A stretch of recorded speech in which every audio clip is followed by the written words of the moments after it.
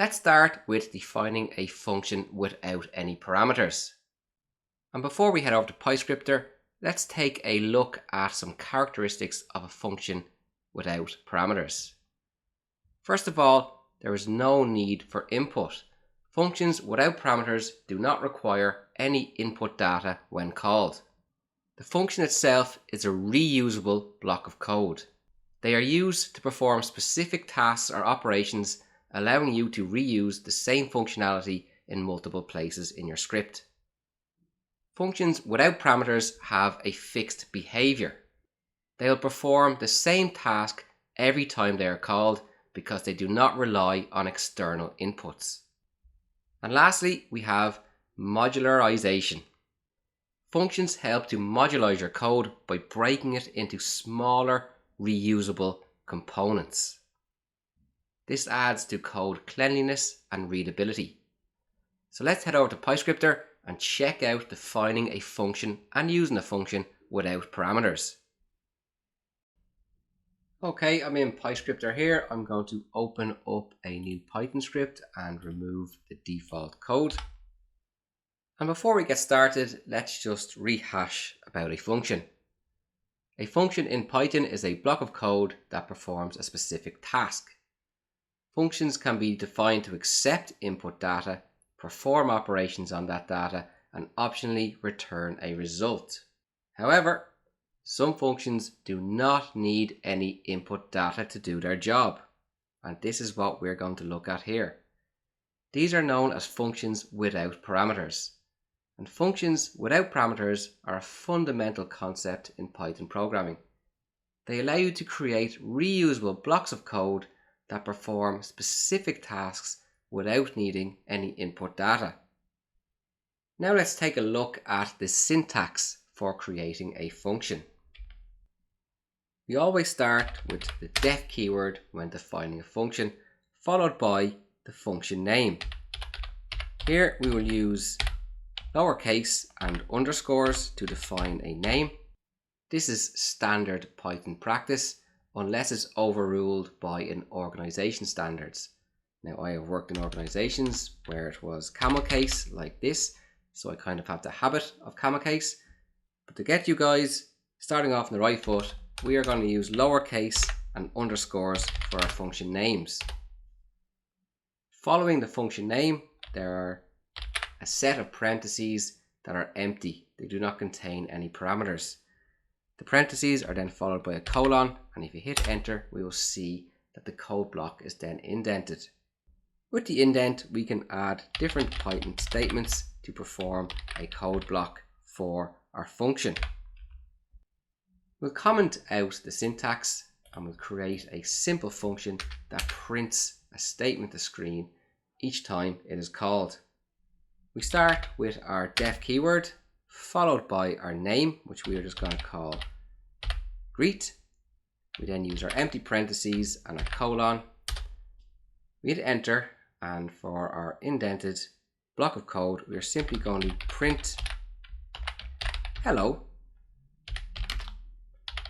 Welcome to learning Python with FDM. I'll go to the end of the statement, hit enter. Now I'm going to hit back to step out of the code block and hit enter. I can now continue my script. Let's check what happens if I just run this script now. We can see that nothing happened, nothing was printed to the screen. The script ran, there was no errors, and we got no output. You need to call a function in order to make it act, to perform the task it was designed to do. And you do that by simply using the name of the function followed by the parentheses. If our function had parameters, which we'll check out in the next video, we would insert the parameters into the parentheses.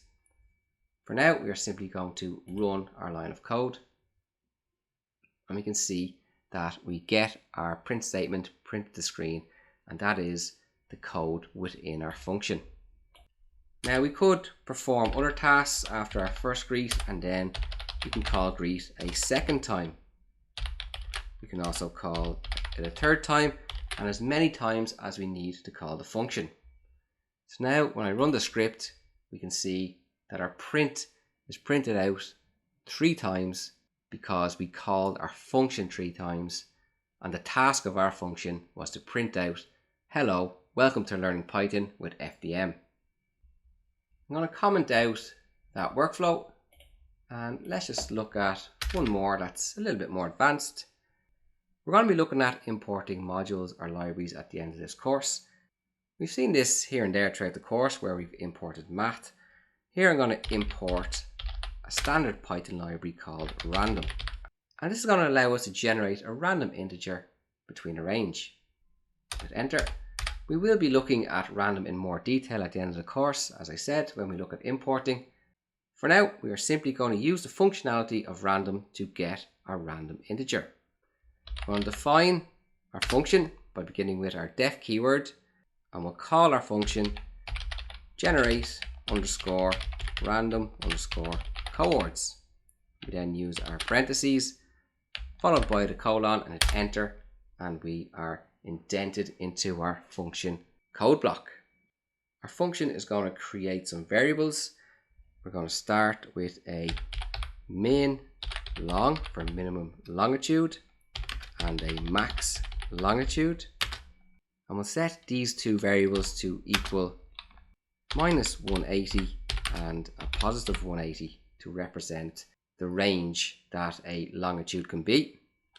We then of course want a min latitude and a max latitude, and of course we want to set these to minus 90 and 90.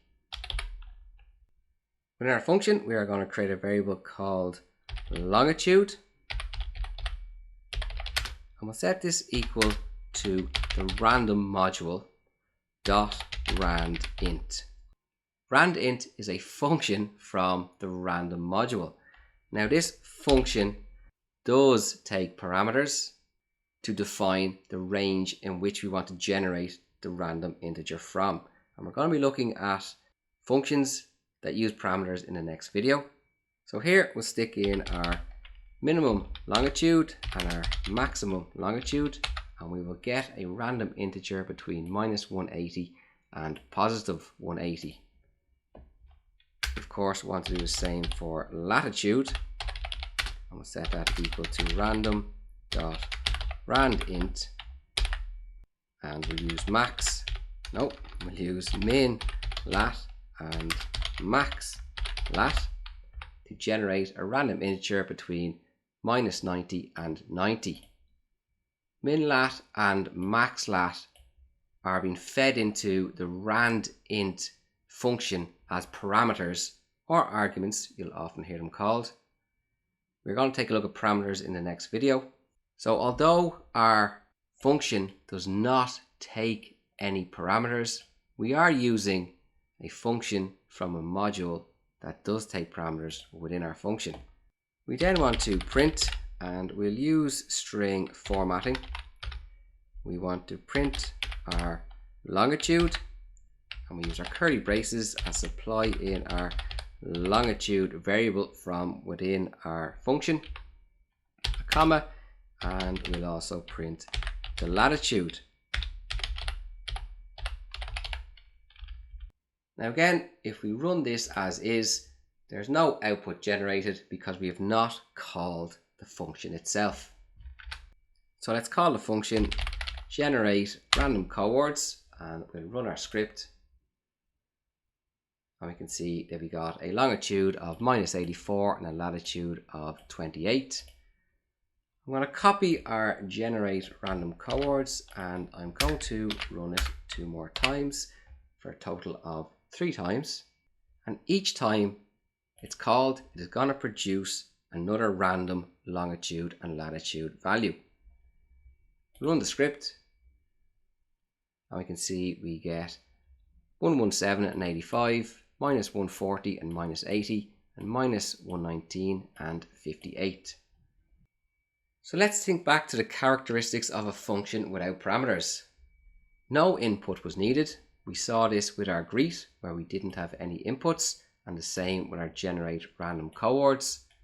The code is reusable, so we called greet and generate random cohorts 3 times. And what did we notice? It was fixed behavior. The function performed the same task every time it was called. If we had not created a function for our generate random cohorts, we would have to have repeated these 3 lines of code to achieve the same task. Now imagine if you had to perform that task 1,000 times. There's 3,000 lines of code where it is made more concise and easier to read by just using the function and calling the function to perform the task. In this video, we saw how we could create and define a function in Python that did not require any parameters, so no input was needed for the function to perform a task. In the next video, we are going to take a look at functions where we can define parameters, and these parameters enable the function to take in input and act on those inputs.